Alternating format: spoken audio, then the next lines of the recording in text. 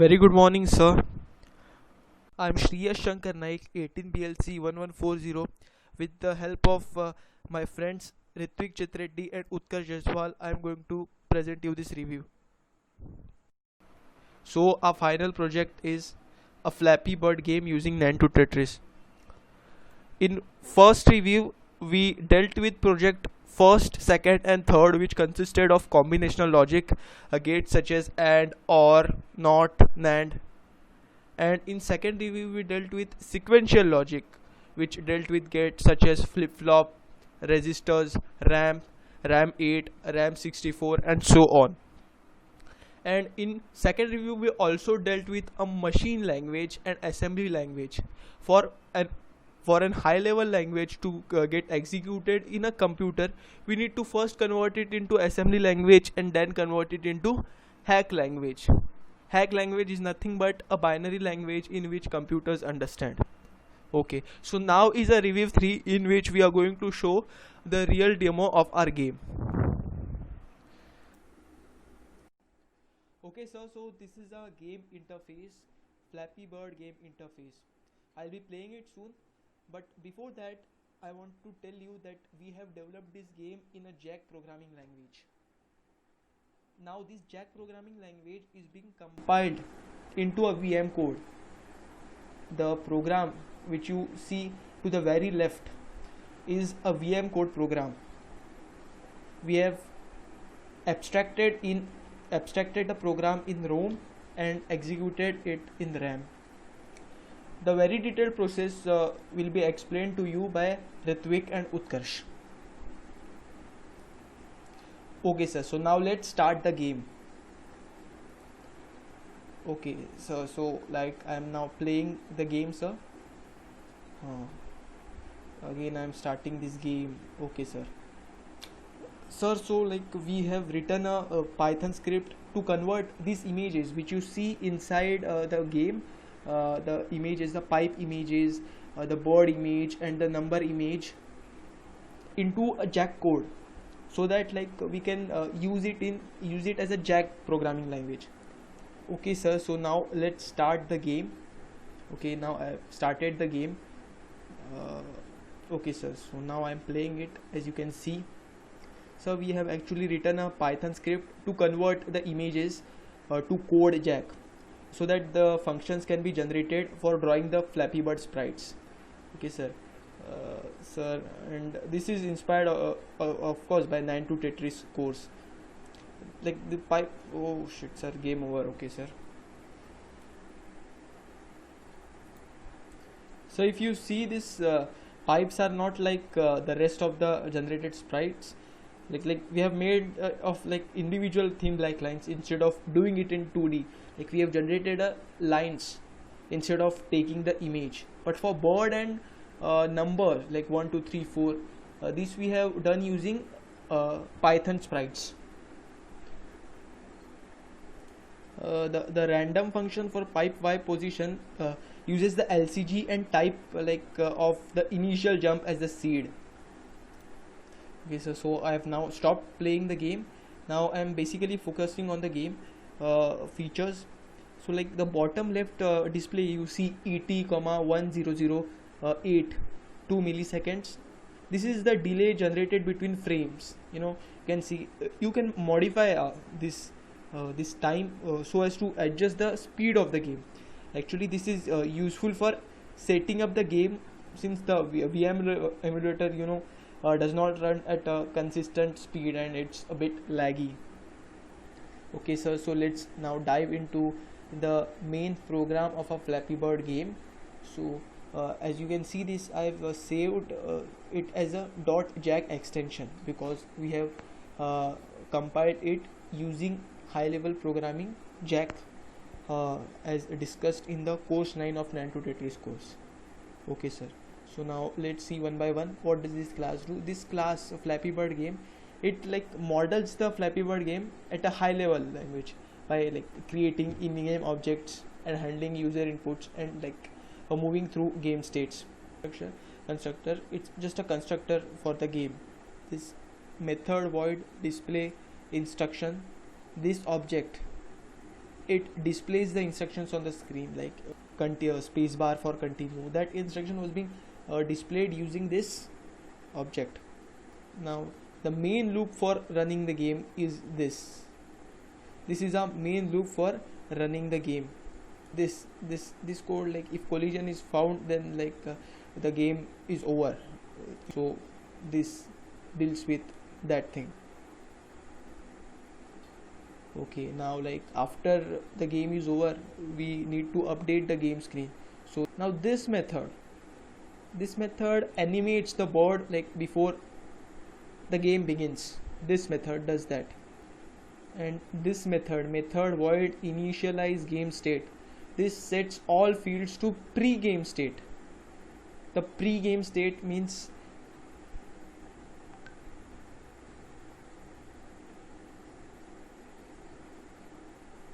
okay sir. And now this while loop, this removes all the existing pipes. This method void whiteout, as you can see, name suggests, this whites out the screen. This method void display score, this method displays the final score to the screen. And this method void update board fall state, this updates the board's rising and falling status. If the board flies over, then game is declared to be over, and even if the bird is very below, then also the game is declared to be over. Actually, he came out with one of the instructing feature. When you see a board, like it's moving the wings, so that is being done by our update bird wing state, this method. This method void draw, this draws the on-screen objects and like update the coordinates. This method it calculates scores. This now method boolean find collision. This method is used to determine if there has been a collision between board and borders or pipes. In this method boolean collides, it checks whether the board has collided with a specific pipe or not. To see the method void dispose, this method is used to dispose of Flappy Bird game object and object created like as properties, as we have seen it before. The VM emulator. The VM emulator is a virtual machine used to test if your code developed works or not. It has different panes: execution controls, VM code, stack, memory segment, and a multi-purpose pane. The multi-purpose pane shows program output, test scripts, output file, and compares files. So this is how our game will look. In the execution controls, the first button loads the program into the ROM. The next button executes the steps of the program one after the other. The right double arrow button executes the complete program all at once. The next button stops the execution of the code and therefore the game. The double left arrow button starts the program from the beginning. And then there is the slow to fast slider. This slider controls the speed of your game. If we want the execution of the program to be faster, then we move the slider towards the right. Similarly, if we want the execution of the game to be slower, then we move the slider towards the left. The view option controls whether we see the game being played or the code or both. The format option controls what type of format are we giving the instructions in. Like if we select hexadecimal, all the values are considered in hexadecimal format, but all the formats are converted and processed in binary format. On the left side, there is the program of the game. The program, when executed, runs the code in the order of the statements given in the code. The program is saved in the ROM. When the program is executed, the program runs on the RAM. The RAM is made up of memory segments which is used by the game to execute. The RAM is made up of different memory segments.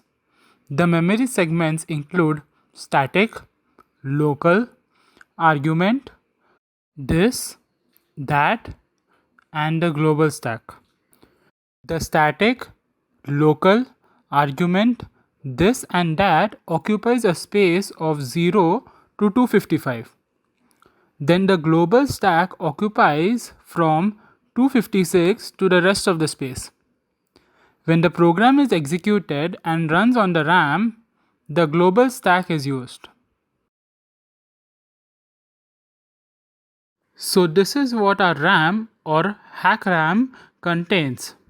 It contains SP, LCL, ARG, this, that, temporary segment, general purpose registers, stack variables, and stack.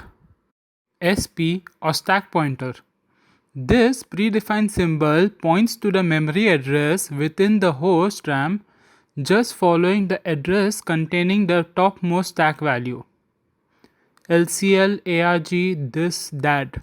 These predefined symbols point respectively to the base address within the host RAM of the virtual segment local, argument, this and that of the currently running VM function. R13 to R15, the registers.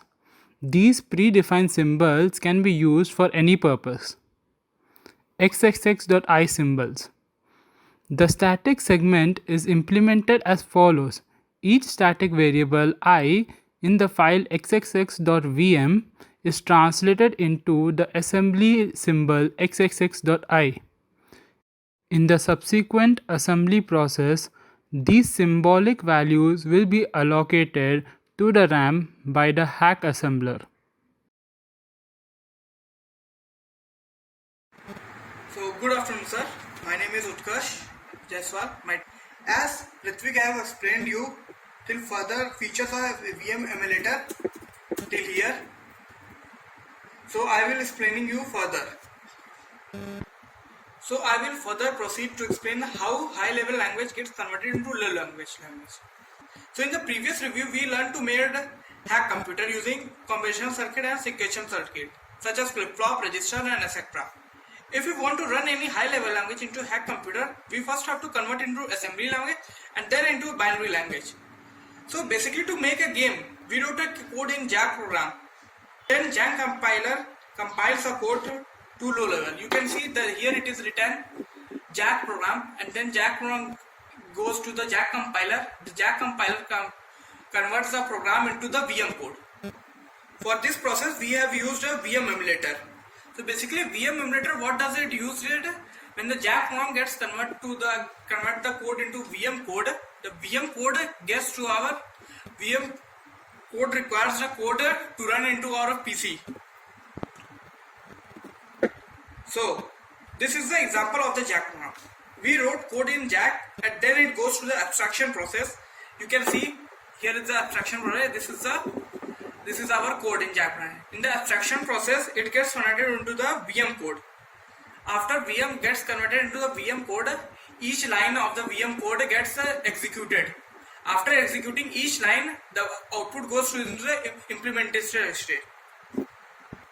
So as you can see in the abstraction process, there are two processes, stack state and memory segment state. And the implementer, we learn how the stack and memory segment are reliant on the host platform. So as you can see in the picture, how the JAG program gets converted into the binary language. So there is a process and there is a flow step which we have to see.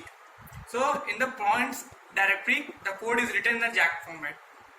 You can see this box, and then the compiler converts into the VM code. The JAG compiler converts the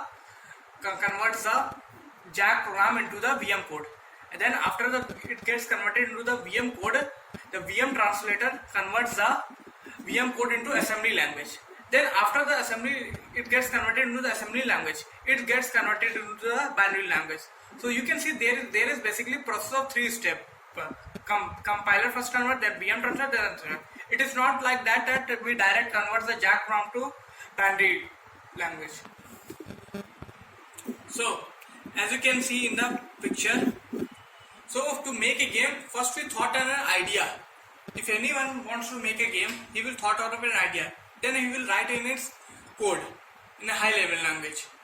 Because first the idea came into the mind, then we write in the program in a high level language.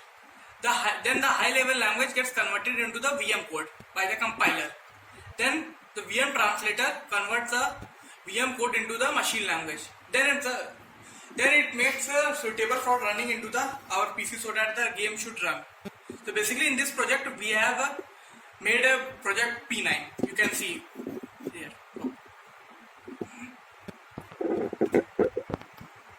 So here is a big picture how high level program gets converted into the low level code, that is binary language. I will explain how it just gets converted. So basically the compiler first gets your input code and passes into some structure that resembles your programming language grammar. This is typically known as abstract syntax tree. From that internal representation it goes into producing machine language. Let's continue. Producing machine code is analogous to producing assembler code. I would suggest to learn assembler. The production of the assembler machine code is dependent on the structure of the programming language you are compiling. For instance, in C, when we do call a function, parameter are put into the stack and later reference to the parameter within the function point to this memory location in the stack. When the compiler is generating the machine code for a function call, it does for all stuff, and more the compiler also resolves the memory address for all the symbols. So basically this is high level view of machine code generation, but there are many possibilities around this one. We get to hold of what's going in. First, nowadays is kind of fashionable the production of machine independent code as LVM. As assembler code that can be easily converted to machine code of the most proper process. This alone will be image is loaded into memory. The segment usually correspond to natural division of a program such as individual routines or data tables, so that the segmentation is generally more visible to the programmer than paging alone. So basically we use different segments may be created or for different program modules.